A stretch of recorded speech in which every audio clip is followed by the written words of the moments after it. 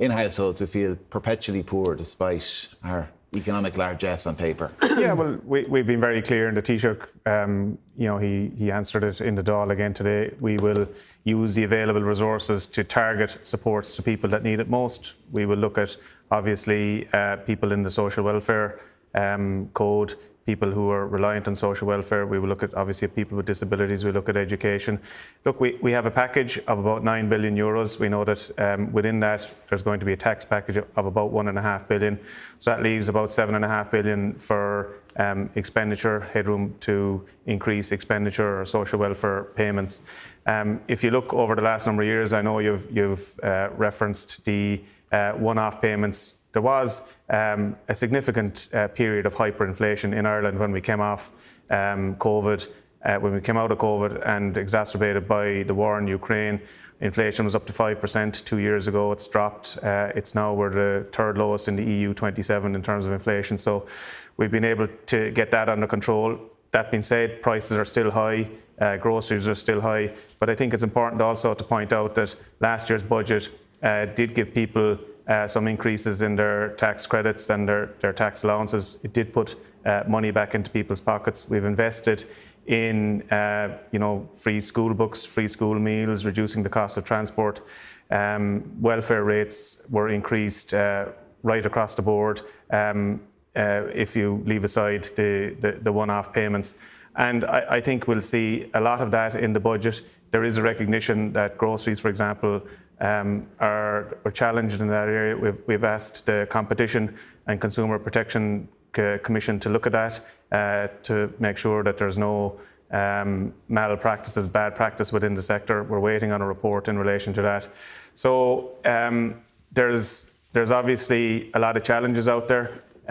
There's a lot of positives within our economy too. And that's exactly what we will do, exactly what we said we will do. We will primarily target it at the people who need it most. The people who need it most, though, and you described it as, say, the people who are in receipt of social welfare payments, for example, yeah. and everybody, I'm sure, would agree that they're in that category. Are you not missing out on a whole other category of people out there, people who don't necessarily qualify for social welfare, but people for whom any disposable income that they might ordinarily have in a functioning economy has been gobbled up by the price of housing?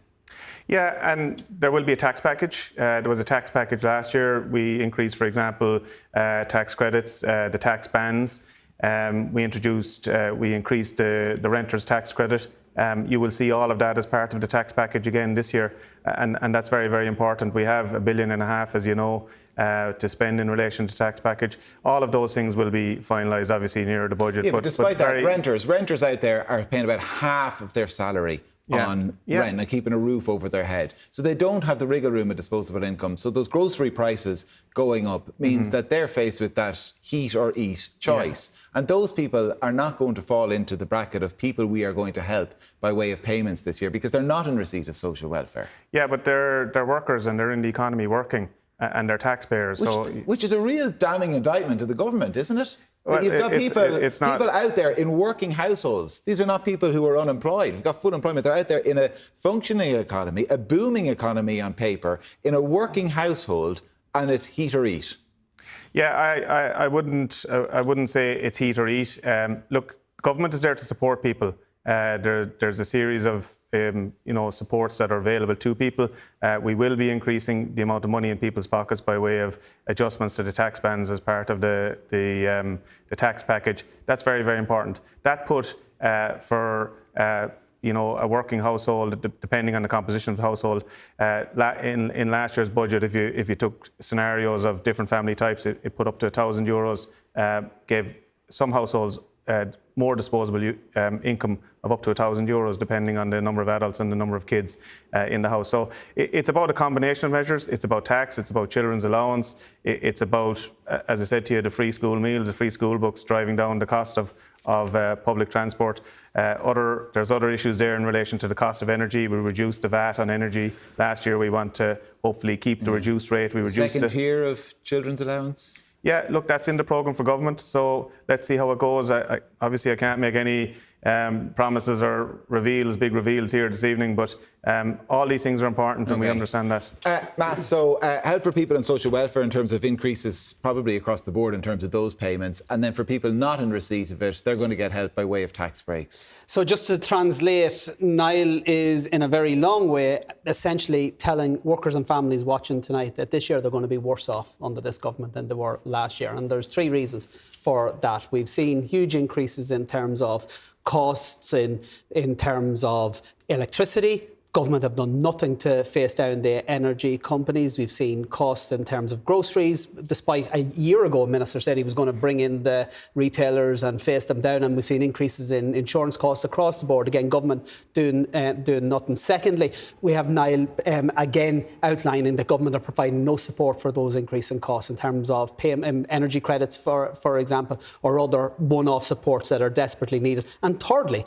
government are actually making things worse. Over the past number of months, government have and are planning to, over the next number of months, make people's lives even harder by increasing the cost of petrol and diesel, the cost of people travelling to work, by increasing the local property tax, and by increasing the cost of sending a child to university or college by €500. So rather than actually giving people the supports that are desperately needed, government are actually making their lives harder. And this is at a time when I'm dealing, and I don't know how Niall isn't dealing with people in the similar situation. People where both partners are working very hard, working in what would be considered very good jobs in any other generation. And at the end of every single month, they're actually struggling to make ends meet. That's not good enough. And for government to shrug their shoulders and say, yeah, well, we're going to look after people through tax credits and other things, when Niall knows that that isn't what people need on its own. They need direct supports, income supports, but also supports with the rising costs, and they need it in this budget. And a refusal to do so, I think, would be a damning indictment of a government that's out of touch. What is an income support if a tax credit or a tax break or a change to the tax bands doesn't qualify? No, I'm saying, yes, there is a need for income supports, but there is also a need very clearly for supports with energy in particular, because the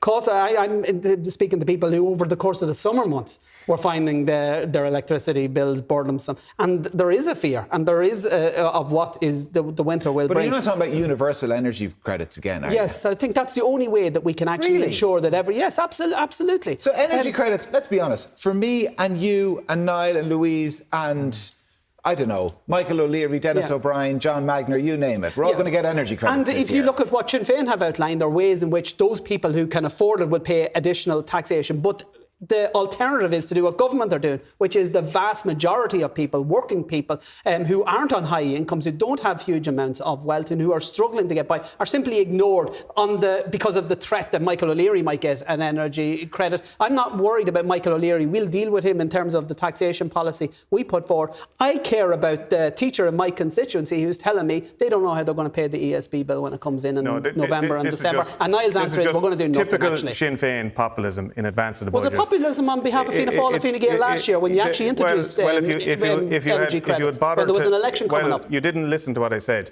We went through a period of hyperinflation, and it was correct to have a suite of targeted measures and a suite of universal costs have gone up this year, and a suite of universal measures. They're higher this year than they were last year. You're here now in advance of the budget, and I'll happily come back and debate the Sinn Féin budget when you finally publish it, if you do decide to publish it in time to allow a proper debate in advance of the budget. We publish it every year, and part of the reason for the delays is the difficulty in getting some information from some of your own government departments. It didn't add up in the last few years either when it didn't stand up to proper scrutiny. Take students, for example. The SUSI Universal Student Grant Support Scheme has been hugely ramped up in the last number of years. You know, it's another example of how we've helped but for people, those who don't get the SUSI grant, you're making their lives harder. No, I'm not. Yes, you are. You are reducing the supports that are available to them. You're increasing their costs. There are thousands and thousands of students who qualify for some form of support. And there's thousands of thousands who don't. And you're saying we're actually going to increase the cost of those children attending college. They fall outside significantly increased income thresholds. Yes. And for those who don't get SUSI support and who do fall in hard times, we've ramped up the student assistance fund. There was almost €30 million given to the student assistance fund last year. So you're asking students to go into their colleges and beg. That's essentially what your answer is. Because the truth is, you are so disrespectful to students. Answer me this. And by the way, to the student services offices and to the students' union representatives and to the staff. When did Sinn Féin become the party you just want to give everything to everybody in this country? No, you're talking about energy credits for every Tom, Dick and Harry, no matter what they earn. And now you're talking about student subsidies, or a version of saying for people who don't qualify for the Susie grant. Kieran, you're not going to get me to apologise that we're advocating for supports for working people, and that's who we're championing. If you look at our budget, it sounds like are you that detached that you don't realise that working people... Are you going to allow either Kieran to ask a question or me to answer it? You're that detached from reality that you don't understand that working people qualify for SUSI supports when their kids go to third level. And other working people don't. And working people who don't have a very, very high income, Matt. Okay, a very, very high income. This is there is a threshold for a reason. Okay, so I challenge you to talk to parents who are just above that income. And the truth of the matter is that if their child is attending college this year, they will be paying more than they were last year. Now, why is that? What's the difference between this year and last year? Last year, Niall was looking for votes. No. This year, he's taking people for granted, and he doesn't. And he is living in and not recognising the cost of living crisis that's affecting virtually every family. The big reveal is you're just here to represent the rich people in this country. Are you opposed to any threshold then? You say people who are just above that threshold, that they're really struggling. Do you think the threshold should be increased, or do you abolish the threshold? I don't think there should be there should be college fees at all. I think, yes, there should be universal access to third level education, and then there should be a fair taxation system that ensures that the mega wealthy in society are paying their fair share. What Niall on the other hand is going to support in the budget. What Niall on the other hand in the budget, he's going to support landlords tax credit that costs 160 million euro. That could go to hard-pressed families. He's going to support another year of Irish banks who are making 5 billion euros in profits being exempt from paying any tax whatsoever on those profits. Yes, I believe that people should have an automatic right into third-level education. It is because I believe in free education. There's a registration fee. There's free fee scheme in this country, which you didn't know about. And then you are increasing the fees this year. And the registration fee is covered by another name. SUSI covers registration fees for students also. You actually don't know what you're... When it comes to students, you don't know what you're talking about. Well, I actually have two students in my house, and I deal with lots of other people whose lives are made harder because of you. Go ahead, Louise. Sorry. Louise, how much political pressure are the government coming under to do something about the increasing cost of living, despite all of the soundings they've been making since formation back at the start of the year, that, the last couple of years, that period is over and we're into new territory now? I think the issue is they're going to be coming under pressure both ways. And when you look at the debate in the Dáil today, the cost of living was mentioned, and there are the likes of Matt and his party and others as well, the Labour Party, looking for support for the cost of living for people. And the government is acknowledging that, yes, inflation has slowed down, but at the same time, prices are remaining high. And they're suggesting that the way that they're going to solve that is through these targeted measures. Now, Niall mentions the tax breaks for PAY income earners and those who get their pay slips every week or every fortnight or every month.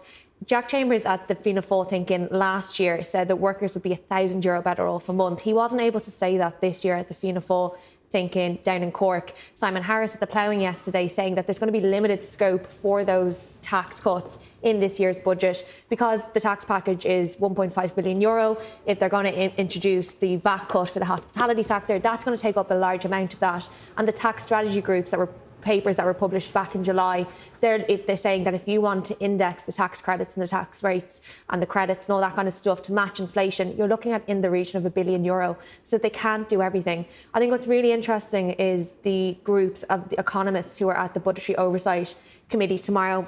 You have the likes of ESRI and IFAC, and they are warning that we are at risk of overheating the economy.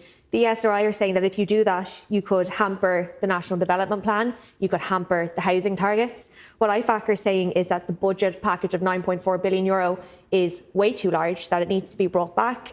And even the Parliamentary Budget Office in the Oireachtas, they're also saying that there's fiscal vulnerabilities and they've called for a more prudent approach to the budget. So it's the way that the government has to manage this carefully because, yes, people are really, really struggling and they have to help them. And this is taxpayers' money at the end of the day that has to support the most vulnerable in society. But at the same time, how do you do that in a manner which IFAC and the SRI and all these other groups are saying that you are at risk of overheating the economy and all these things? So it's a difficult balance to reach, especially at such a time of uncertainty with the tariffs coming in. Yeah.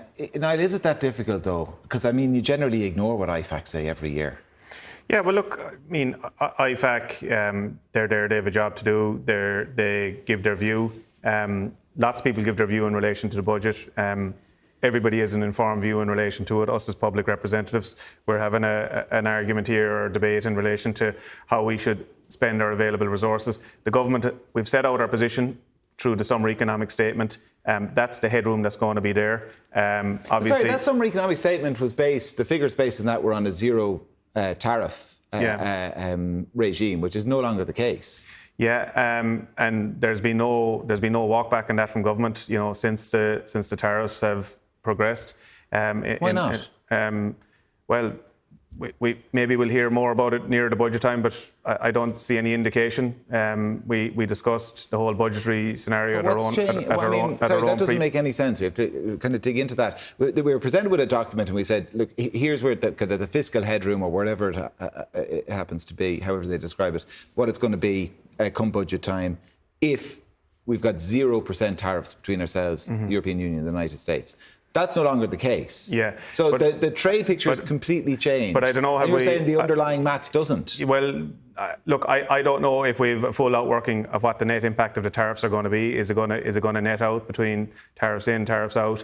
But we can hardly budget in a couple of weeks' time for 2026 based on 0% tariffs. Yeah, and I appreciate maybe we might not know exactly how 15% tariffs are going to impact us, but there will be impact. You know, even since the summer economic statement, we've had updated exchequer return numbers which have been published by the Department of Finance, and you know, they've showed yet again stronger receipts, stronger performance than we expected. So all of those are, you know, going to have to be taken into consideration as part of the budget preparation. Yeah, but sorry, I'm a little amazed that we're still sticking with the figures in a summer economic statement that came with a big caveat that says basically you can ignore this if there's going to be tariffs, and now there's tariffs and we're saying actually we're not going to ignore it, we're going to stick with this. Yeah.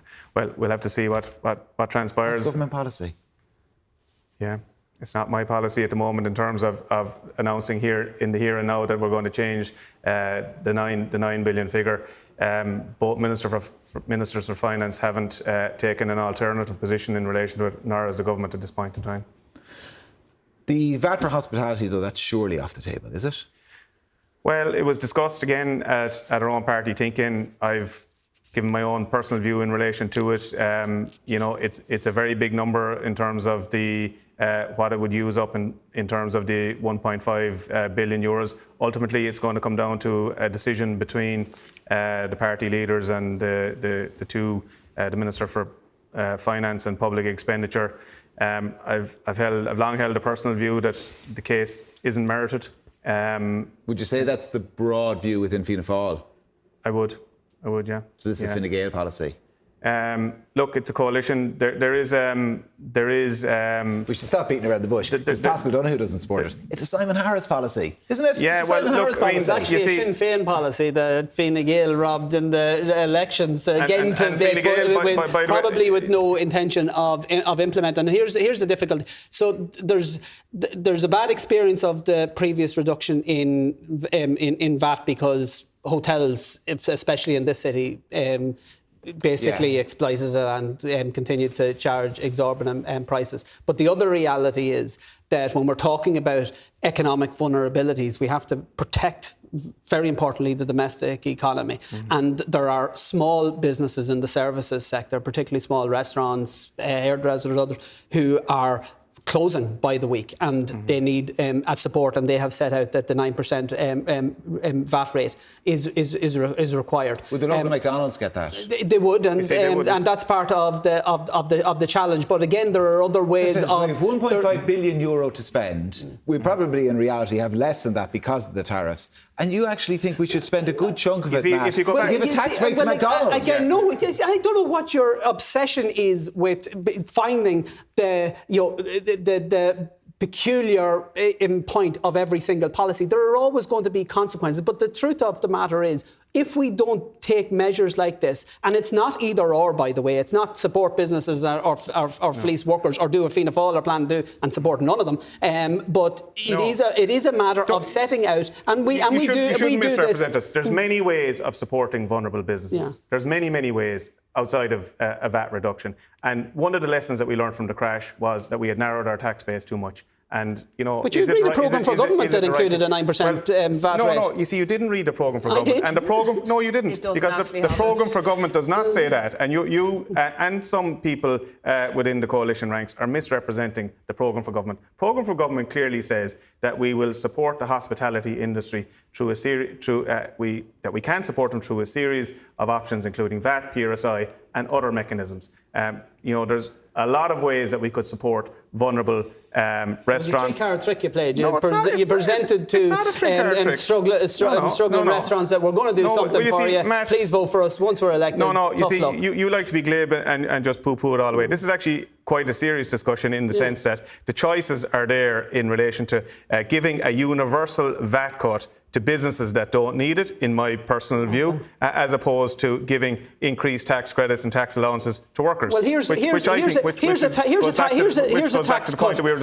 a tax cut that's not needed. The banks are making €500 billion in profits, and they're not paying any tax because of a mechanism that you brought in. Will you be advocating within your parliamentary party that to end that absolutely scandalous tax break and actually give that to struggling hard workers and families? You're getting away from the VAT discussion. No, I'm asking a question. I'm giving Well, I'm not in a position to discuss that because I don't know enough about that. So what about the €160 million of a tax breaks that are given to landlords that the senior economist in the ESRI called the stupidest tax break ever? Your position is be universal and everything, give everything to everybody, and to hell with the cost of it. Absolutely, it's not. But my position is support people who need support. Before we go to a break, because we're almost out of time, but Louise, I mean, behind the scenes, just to go back to that point about the summer and spring economic statements being based on a 0% tariff outcome in terms of those trade negotiations, I mean, what are the whisperings behind the scenes in Leinster House as to whether that those original figures, the 9.5 billion, the 1.5 billion euro